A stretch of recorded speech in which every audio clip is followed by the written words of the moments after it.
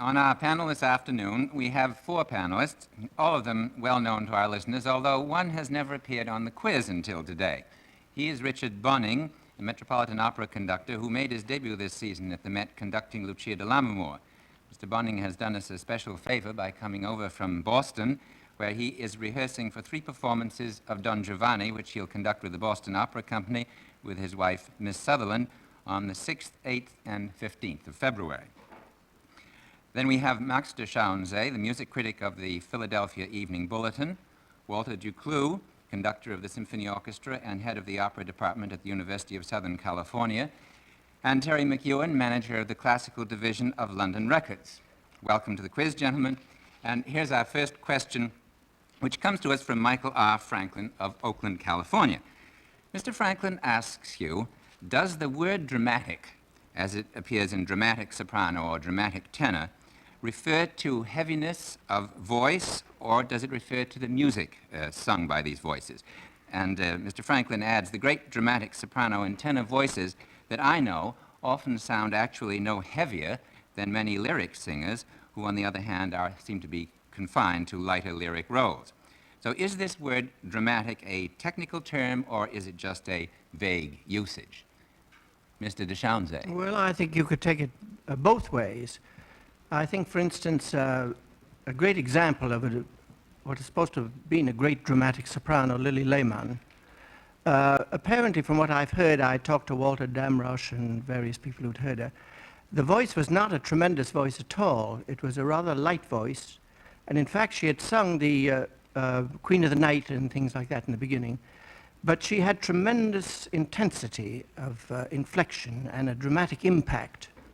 On the other hand, you do get a voice like Rosa Poncel that I think was really a dramatic soprano, because it was a voice that tended to favor the lower part of the voice. In fact, she always thought she had difficulty with the high notes, which I never heard, but nevertheless she was supposed to feel that. And that was a real dramatic soprano voice. Lily Lehmann I don't think had, and I don't think Nordica was either. Mm-hmm. Well, you're using it in a somewhat absolute sense then, aren't you? Yes. It's the type of voice. Mr. McEwen, what's your feeling about it? Well, I agree with Mr. de Schauensee. I think it's a question of intensity rather than vocal color that makes a dramatic singer. Zinka Milanov, for instance, was always referred to as a dramatic soprano, and yet we all know that her high piano sound was as pure and light as that of any coloratura or soubrette soprano. But I've often thought that dramatic voices are often a sort of cover-up, that a tenor with such an ugly voice that he can't possibly sing lyric tenor parts calls himself a dramatic tenor and gets away with it, particularly, I think, in German opera. But that's a whole other story. Yes. Well, that sounds rather... Mr. Bonynge. Well, I think that the term dramatic as a voice connotation has only come into being in this century, or the end of the last century. Right. In Mozart's day and in the days of Bellini, we had sopranos and we had tenors, but we didn't have dramatic sopranos and light sopranos. The soprano sang coloratura, they sang heavy roles, they sang light roles, depending on what they were suited to. But they didn't break up the voice in this way. I think it arrived mostly with Wagner, and the Wagnerian soprano became known as a dramatic soprano because she had to sing heavy music, singing with heavy orchestras, much enlarged orchestras. And then we got the light soprano who sang all the difficult music, and the dramatic soprano sang all the heavy music. Yes. But it usedn't to be so. Yes. It sounds like a rather loose usage, I should gather from what you say. Dr. Ducloux? I'd like to ask a question of Mr. Bonynge right here across the table. He mentioned the large orchestras. Is not the existence today of these large auditoriums a bigger factor in this whole thing that tends to make singers belt rather than sing, hence be dramatic, because of these large houses that you... Is the large orchestra or the large house more responsible? Well, I think they're both a grave danger to singing, because in the great days of singing, the houses, I don't suppose, were much larger than 2,000, and they were very good acoustically. I mean, today, singers are expected to sing in great barns, which have no real resonant material around to make the voice sound glossy. And if a singer can't feel the voice being projected, they're going to shout and scream and do all sorts of unvocal things which harm their voices.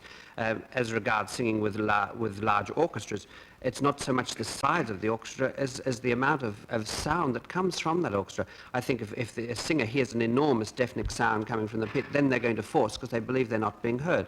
And the more a singer forces, the less good they're doing their voice and the less effect they make anyway. I think Mr. McEwen wants to Well, as a matter add of fact, something. we have many examples before us today of singers that start out as sort of what we call lyric singers, and later in their careers, because of so much yelling over big orchestras and in big halls, the voices become ugly and they suddenly call themselves dramatic singers and sing dramatic parts. Well, the consensus seems to be that dramatic is a rather loose usage that applies most often to heavy voices. Let's take up this next question I have here from Mrs. James Nosty of Mountainside, New Jersey. This has to do with dramatic voices. We don't have to go way back, as was mentioned by, I guess, Mr. Bonynge and somebody else, to the early 19th century or the 18th century to find singers who had powerful, brilliant voices, but also very flexible coloratura. And Mrs. Nosty has suggested that we select 3 recordings to document the art of 3 singers of the recent past who were amazingly versatile in this sense, both in their vocalism and in their dramatic characterizations. So we're going to play you 3 records, and you gentlemen are to first guess who each singer is, and then name for us some of the startling range of roles for which these stars were